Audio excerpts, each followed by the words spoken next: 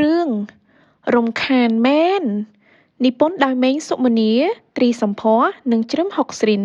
គូររូបដោយសៀតសុភាពវីវីដើរចូលមករកបងស្រីដែលកំពុងតែគូររូបវីវីសួរថាបងធ្វើអីហ្នឹង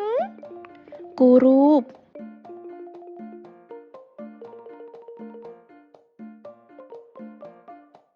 វីវីឆ្ងល់គូររូបអីទៅក្រៅទៅកុំរំខានបងអីរំខានហ្នឹងអីគេទៅសួរប៉ាទៅ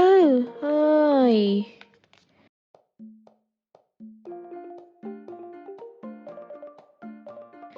វីវីដើរទៅរកប៉ាដែលកំពុងតែអានកាសែតហើយសួរប៉ារំខានអីគេទៅរំខានគឺពេលប៉ាអានកាសែតវីវីមកសួរប៉ាអានកាសែតមិនកើតទេវីវីយកដៃអេះក្បាល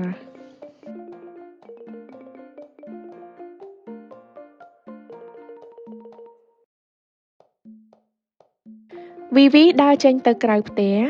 នាងសួរមីងអ្នកលក់នំគ្រក់ដែលកំពុងតែចាក់នំយ៉ាងញាប់ដៃនៅមុខផ្ទះគាត់មីងរំខានហ្នឹងអីគេទៅរំខានហ្នឹងគឺពេលមីងពងចាក់នំវីវីមកសួរ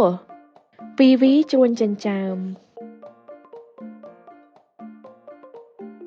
នាងទៅជួបយាយម្នាក់ដែលជាអ្នកជិតខាងគាត់កំពុងសូត្រធម៌យាយរំខានហ្នឹងអីគេទៅរំខានគឺពេលយាយសូត្រធម៌វីវីមកសួរធ្វើឲ្យយាយភ្លេចធម៌អស់លីងវីវីនៅតែមិនយល់វីវីត្រឡប់មកផ្ទះវិញឃើញម្ដាយកំពុងស្ដាប់បណ្ដើរពីរបៀបធ្វើម្ហូបតាមការផ្សាយរបស់វិទ្យុយ៉ាងយកចិត្តទុកដាក់នាងកេះម្ដាយស្រាប់តែម្ដាយភ្ញាក់ហើយឧទានឡើងចំយ៉ាអាគ្រឿងផ្សំចុងក្រោយមិញអីគេអញ្ចេះចំមែនវីចេះមករំខានម៉ែអញ្ចឹងតើកើតដែរកូនហើយរំខានទៀតហើយ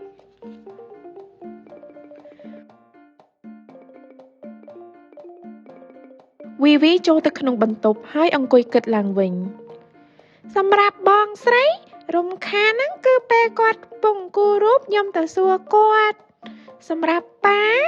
រំខានហ្នឹងគឺពេលគាត់ពងអានកាសែតខ្ញុំទៅសួរគាត់សម្រាប់មីងលក់នំគ្រក់រំខានហ្នឹងគឺពេលគាត់ពងចាក់នំគ្រក់ខ្ញុំទៅសួរគាត់ហើយសម្រាប់យាយរំខានហ្នឹងគឺពេលគាត់កំពុងសូត្រធម៌ខ្ញុំទៅសួរគាត់ហើយសម្រាប់ម៉ែវិញរំខានហ្នឹងគឺពេលគាត់កំពុងស្ដាប់វិទ្យុខ្ញុំទៅកេះគាត់វីដកដង្ហើមធំគិតមួយសន្ទុះរួចទៅលេងតុក្កតាកំពុងតែលេងយ៉ាងជក់ចិត្តស្រាប់តែឮម៉ែស្រែកហៅវីអាដល់មកញ៉ាំបាយឯកូនហើយប៉ាត់ជារំខានមែន